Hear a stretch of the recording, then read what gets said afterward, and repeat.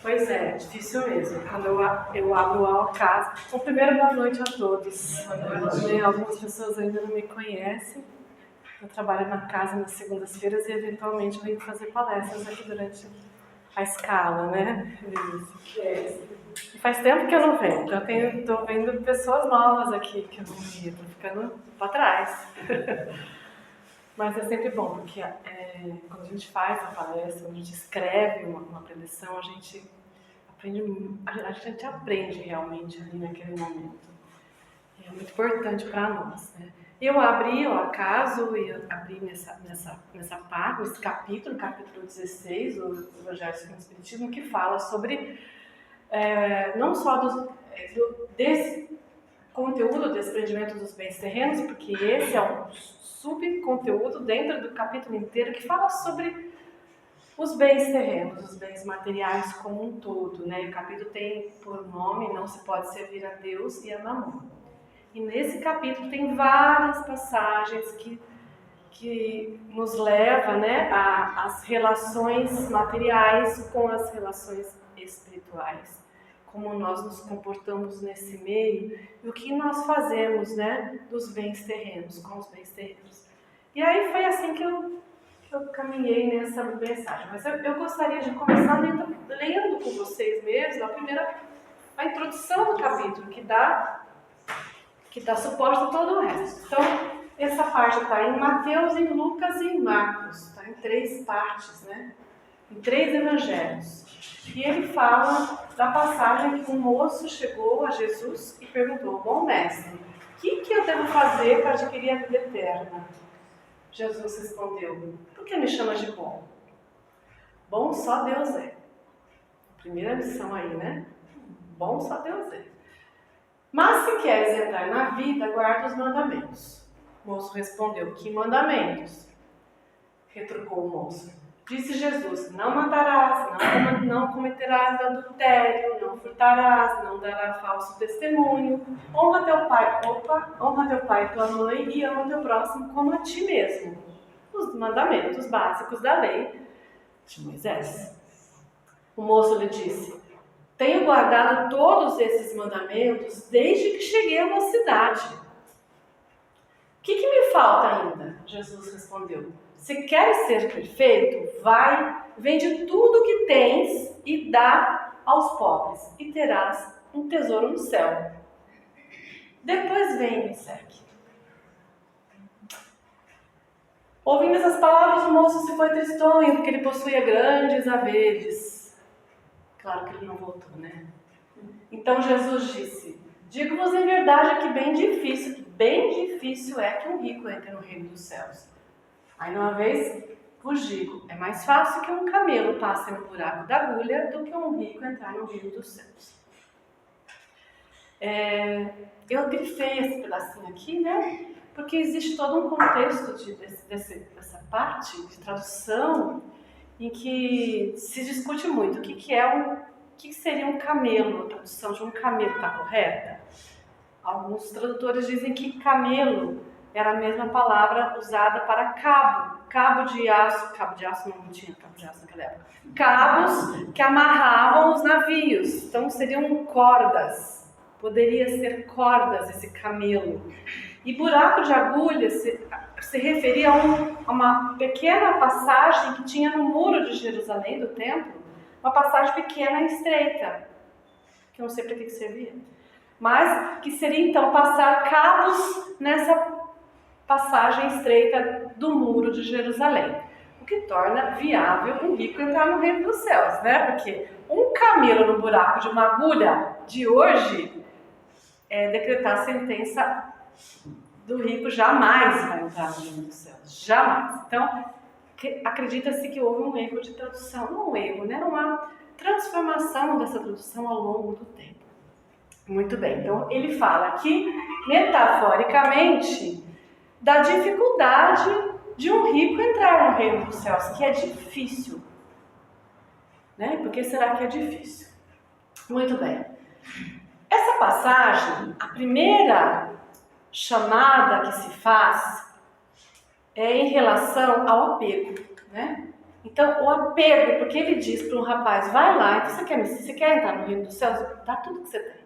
E o cara recua. Não é? Porque como assim, dou tudo que eu tenho, fico sem nada? Então, um chamado de Jesus, porque Jesus, ele não tinha nada. A vida dele, de material, não tinha nada, né? Ele não tinha bens nenhum. Claro, Jesus não era daqui. A vida dele não era essa. Então, ele era o modelo, ele é o nosso modelo. E é claro que ele não quer exatamente isso, que todo mundo dê tudo que tem, fica sem nada e vai para a rua ser um andarilho. Né? Não era isso que Jesus queria, não é isso que Jesus quer. A chamada é até que ponto nós estamos dispostos a abrir mão dos bens materiais em favor aos bens do Espírito. Até que ponto nós damos a importância para os bens do Espírito no mesmo nível que os bens materiais, não é? A gente consegue abrir mão para ganhar os bens espirituais, ou a gente ainda tem muito medo de abrir mão dos bens materiais e ter necessidades a serem supridas? Que aí começa a entrar um pouco no campo da confiança, né, na providência divina. Mas o apego é o que mais nos prende, o que mais nos dificulta a nos libertar e aumentar a nossa consciência espiritual. É o fundo dessa chamada de Jesus. Aí eu passei a semana pensando nisso, né, e lendo outras coisas. Na verdade faz 15 dias já que eu preparei, que eu vim a semana passada, pensando em outras coisas e lendo outras coisas. Mas é isso que eu quero falar hoje, é só isso. E eu vim aqui pensando, mas não é só isso. Não é só isso que eu quero falar. Aí eu comecei a pensar assim, o que é a riqueza? Nós estamos falando de ricos, mas nós não somos ricos. Essa palestra é para nós, né? que lutamos para a sobrevivência, ou são para os ricos que têm coisas sobrando, né? E aí eu comecei a pensar e li um livro chamado Sermão, o livro Obreiros da Vida Eterna. Eu estou lendo esse livro e me veio, eu vou mudar totalmente o que eu estava pensando em falar hoje, porque eu vou mudar a sequência, na verdade. E no capítulo que eu estou, no Mensageiros, o Padre Hipólito faz um sermão no umbral para sofredores, exatamente como aquela figura está representando. E no sermão ele começa falando sobre aquela passagem em que um rico, de Lázaro e do rico, que o rico desencarna e chega lá e se vê numa situação inferior ao mendigo Lázaro, que vivia na casa dele, vamos dizer assim, nos fundos da casa dele, pedindo uma esmola, uma comida, um resto da mesa dele. Então ele era um ser poderoso, né? Ele tinha muitos bens e ele desencarna e ele se vê numa situação de mendigo espiritual e vê Lázaro acima dele em plena luz. Então ele questiona, né? Mas por que Lázaro está lá e agora eu estou nessa situação? Porque você já teve tudo que... A luz, né, responde o Deus, a consciência. Você recebeu o que você tinha que receber em vida. O que você tinha que receber está lá. Ele não. Ele está recebendo agora. Então ele estava ali na posição de mendigar a Lázaro uma ajuda. Ao contrário. Essa foi a história com que o Padre Hipólito... A história foi uma parábola, né? O Padre Hipólito começou esse sermão e foi vaiado, né? Desentenderam nada. Para com isso! A gente aqui está na maior miséria, não sei o quê. E ele começou a dizer assim, que o rico da história, ele vestiu a vida toda dele a roupa vistosa do eu egoísta. Eu anotei, porque é uma parte muito grande. Eu anotei porque achei muito importante as palavras. Então, o rico, com a roupa vistosa do eu egoísmo, ele feria aqueles outros semelhantes que o olhavam, que o observavam, porque ele ostentava, né? O egoísmo. A ostentação do eu egoísta feria as pessoas ao lado. O eu egoísta é aquele que quer tudo para si. Então, o rico é aquele que vivia regalada e esplendidamente. Uma vida cheia de esplendor. O rico tinha ao redor dele, e aí o padre fala assim, vamos nos colocar nós no lugar do rico, né? Nós temos ao nosso redor muitos mendigos de afeto e de socorro espiritual. Não é de bens materiais que ele está falando. Por exemplo, nós temos familiares, nós temos parentes, companheiros de luta, irmãos mais longe de humanidade, uma série de seres ao nosso redor que estão na forma de filhos carentes de orientação, pais necessitados de carinho, de apoio, de tolerância. Temos pessoas que passam por nós, no nosso caminho, sedentos de auxílio de todo tipo, até de um sorriso, até de um aperto de mão. Eles se aproximam de nós implorando o quê? Dinheiro? Não, nem sempre. Mas com certeza, reconforto e alegria.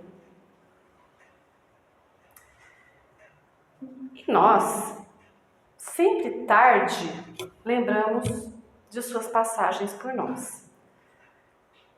Quando a gente estava indiferente da oportunidade que a gente tinha de fazer o bem naquele momento. Quando tarde?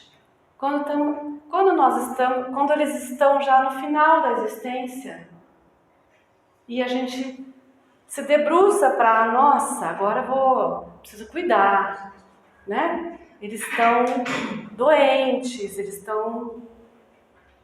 falta pouco para desencarnar, não é? Às vezes familiares mais velhos, e aí vem, né? Debilitados. Nessa hora, a gente percebe que a gente vai, alguns, né? Acorda, vamos cuidar, vamos ficar perto, né? Vamos nos dedicar, depois de ter gasto o tempo todo da vida, entre insensibilidade e exigências. Aqui é uma fala contundente nossa perante os nossos familiares. Acho que é contundente, né?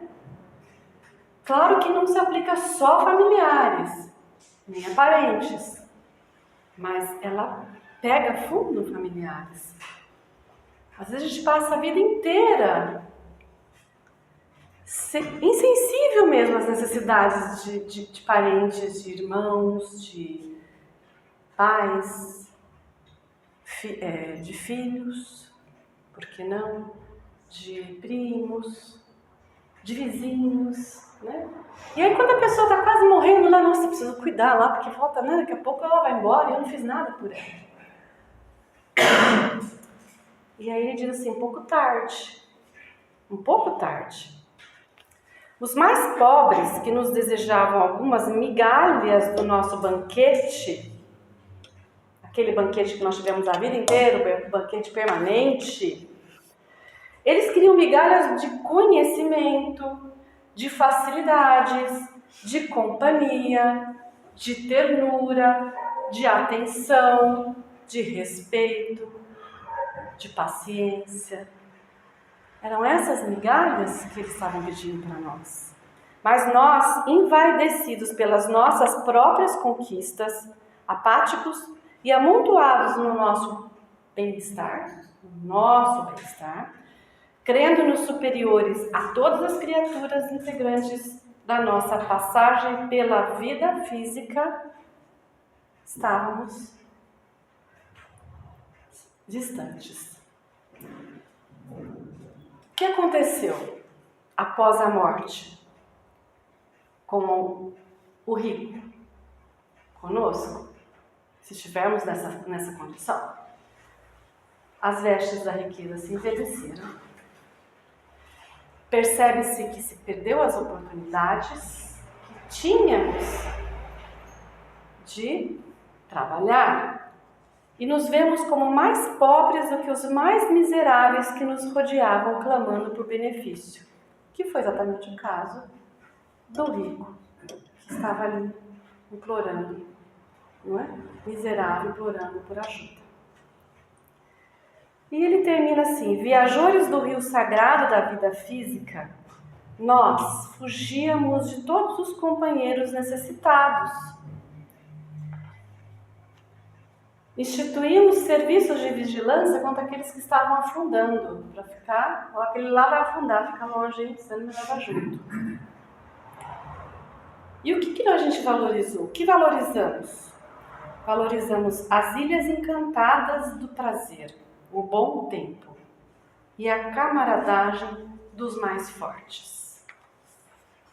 Mas agora, a situação, depois da morte física, se inverteu completamente e eles se viram no vale de lágrimas, como o rico da parábola do Lázaro. Então, eu cheguei à conclusão de que a riqueza que nós estamos falando não é necessariamente dos bens materiais. A riqueza que todos nós temos somos os talentos que a gente recebeu do ser divino, que é o Pai, que nos capacita de várias coisas, de intelectualmente nos desenvolvermos, de sabermos ler, escrever, de podermos caminhar, de podermos ouvir, de podermos falar. Então são tantos os talentos que nós recebemos que são riquezas. E essas riquezas a gente pode doar sem precisar de bens materiais nenhum. E essas são as mais difíceis. A riqueza da tolerância em deixar o mais tolo, tem uma frase assim, né, Evangelho? Deixar o mais tolo falar o que ele quiser, sem contrador, com paciência, é uma caridade que poucos de nós conseguimos fazer. Então, esse tipo de riqueza é que a gente podia esbanjar para todos ao nosso redor. E nós não esbanjamos muitas vezes porque nós estamos presos no nosso eu egoísta, na nossa roupagem eu egoísta. Então, acho que essa é a principal fala com relação à riqueza. Embora nós saibamos que a riqueza material ela é muito importante no nosso planeta, no nosso mundo. Por quê? Porque a riqueza material que nos dá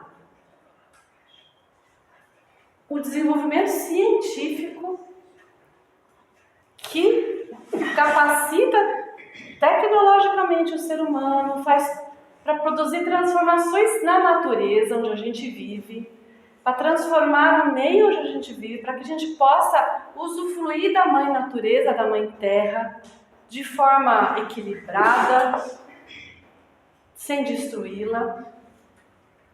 E esse conhecimento desenvolve a mente.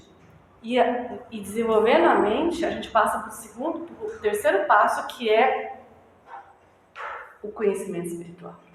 Então, quando eu desenvolvo a capacidade cognitiva, intelectual, eu começo a ter condições de buscar as verdades espirituais. É assim, né? O homem é assim, tem uma pirâmide que fala isso, tem um nome bonito essa pirâmide. Primeiro a gente precisa buscar as necessidades básicas, que é a alimentação, né? O teto. Depois a gente vai mudando essas necessidades. Quando a gente tem o básico, a gente vai querendo um pouco mais. A gente vai querendo ter cultura, lazer, Porque a gente já tem o básico, eu vou querendo um pouco mais, agora eu vou querer passear. Depois que a gente tem todo esse cabedal aí suprido, a gente vai querer algo mais, que é o conhecimento espiritual. Quando eu falo a gente, eu quero dizer a humanidade. O homem, ele vai buscando em degraus, né? E chega uma hora que apenas os prazeres materiais não satisfazem mais. Ele começa a buscar conhecimento, as razões de ser espiritual, de uma forma ou de outra, por bem ou por mal, mas ele vai buscar. Porque isso é a evolução. Isso é lei. Nós temos que buscar, nós temos que aprender. Então, a função da riqueza é promover o progresso. É promover as facilidades para que toda a sociedade tenha oportunidades de chegar lá, naquele final. Então a riqueza é muito importante, desde que ela seja usada para esse fim. E não apenas para a satisfação de si próprio, daquele que a possui. Não apenas para gastar com os prazeres de luxo, com o supérfluo, consigo mesmo. Mas para fazer o movimento da sociedade e toda a sociedade poder crescer. Essa é a função da riqueza. E infelizmente, não é isso que a gente vê, né? Em todos os casos. Mas a gente sabe que tem muitos seres que estão numa condição financeira boa, que faz muito bem para a humanidade. Existem seres. E esses com certeza vão passar no buraco da agulha. Não é? Com certeza. E tem uma outra passagem que tem a balança, né? Que é essa aqui. Em que, chegando no céu, você tinha que pesar todos os bens que você doou em vida. Então, chegou o rico, com um saco enorme, porque ele tinha muito dinheiro, ele doava muito, todo mês ele dava aqui por caridade e luz, né? Era uma beleza. E o pobre não tinha nem o suficiente direito para cumprir as suas próprias despesas. Então ele chegou com um saquinho bem pequenininho lá, né? E aí chegou lá para São Pedro, acho que São Pedro que pesa, né? Deve ser São Pedro. E pôs lá uma balança. E o pobre falou assim, nossa, mas o meu saquinho está tão pobre, eu não vou conseguir entrar no céu, porque eu dei tão pouco. E a hora que colocou na balança, aconteceu exatamente aquilo lá. O saquinho do pobre afundou de tão pesado. E o do rico subiu de tão leve. Por quê, né? O rico, ele teve o mérito, ele doou bastante. Então ele tem o mérito. Mas o pobre, ele não doou em dinheiro. Mas o que ele doou de tolerância, de cuidados, de companhia, aqueles que estavam sozinhos, isolados, de ouvido para ouvir as pessoas reclamarem, né? As pessoas gostam de reclamar, né? De consolar as pessoas quando perdiam alguma coisa. Ele passou adiante o conhecimento que ele tinha da vida, das habilidades que ele adquiriu na vida. Ele ensinou o que ele pôde, para quem ele pôde. Ele distribuiu as facilidades que ele tinha de viver. Então, isso pesa muito mais, não é? Como o óbolo da viúva, que deu uma moedinha, a viúva deu uma moedinha que fazia falta para a vida dela. E Jesus falou que ela deu muito mais do que aquele outro que depositou um monte de coisas lá na urna. É a mesma história, contada de outra forma. Então, a intenção da caridade vai em primeiro lugar.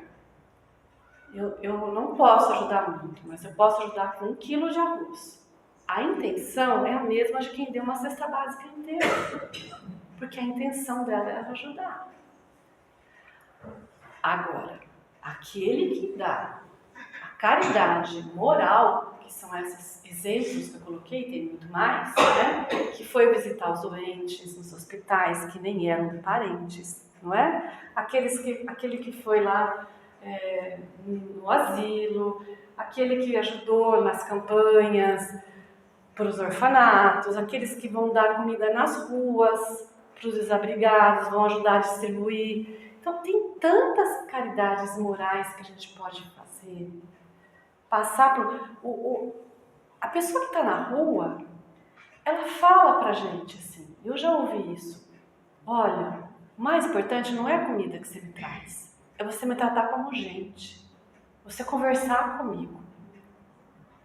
Então assim, porque eles são às vezes ignorados pela maioria, que é essa indiferença que o Padre Hipólito colocou. A gente afasta de nós, né, as pessoas que a gente não quer ver, não quer se incomodar com aquilo, que não nos diz respeito. Essa caridade moral, ela pesa muito mais. Então é isso que de mais importante tinha a minha palestra. Agora, a minha palestra, minha preleção, né?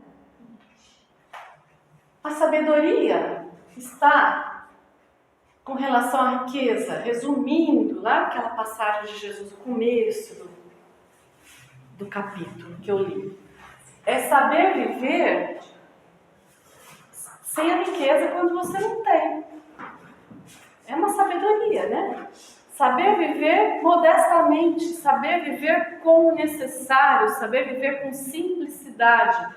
Eu digo que o rico não é rico porque ele ganha muito dinheiro. O rico geralmente é rico porque ele gasta menos do que ele ganha.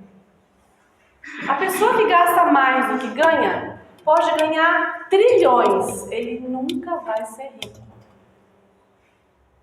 Agora, aquela pessoa que gasta menos do que ganha pode não ser um rico milionário, mas ele nunca vai ser miserável, né? Então ele vai conseguir viver com simplicidade. Saber empregar a riqueza ou o que sobra de maneira útil, isso é sabedoria, né? E também saber sacrificá-la quando for necessário, que é o desapego, que é, voltamos ao começo da historinha de Jesus. Então, se eu não tenho, eu sei viver sem. Se eu tenho, eu sou moderado, sei utilizá-la. E se eu tiver que abrir mão dela por alguma razão, independente da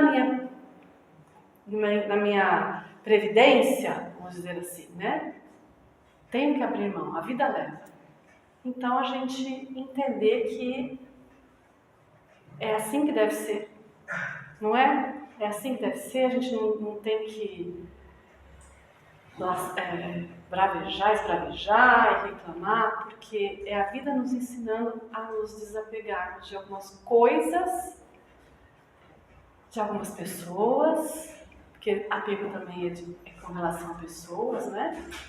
E de alguns comportamentos que às vezes a gente tem, né, que a gente não percebe, que a gente tem que mudar o comportamento, mudar a forma de vida. Tudo isso é desapego. Certo? Então, eu não sei quanto tempo eu tenho. Mais 5 minutos? Mais 5 minutos. Ah, então tá bom. Finalmente, então, um recadinho desse capítulo, que ele fala sobre aquela pessoa. Quem lança ouro a mãos cheias para a satisfação de uma fantasia, não daria uma moeda sequer para prestar um serviço. Então, isso é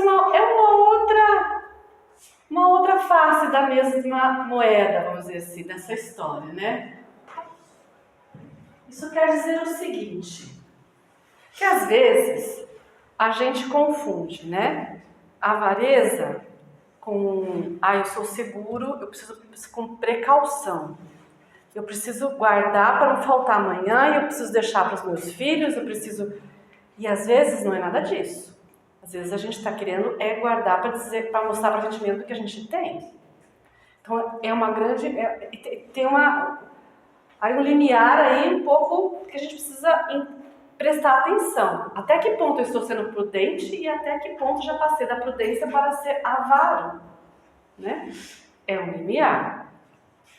E a prodigalidade é aquela pessoa que joga dinheiro pro alto, né? Que rasga dinheiro, vamos dizer assim, né? Que dá festas, assim, as festas estrondosas, né? Que faz viagens estrondosas, enfim, pessoas que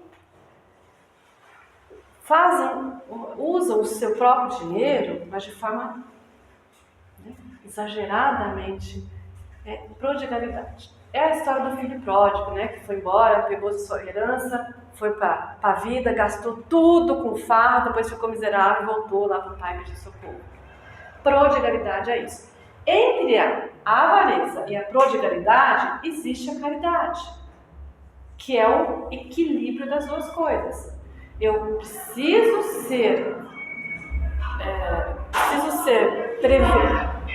prever, eu preciso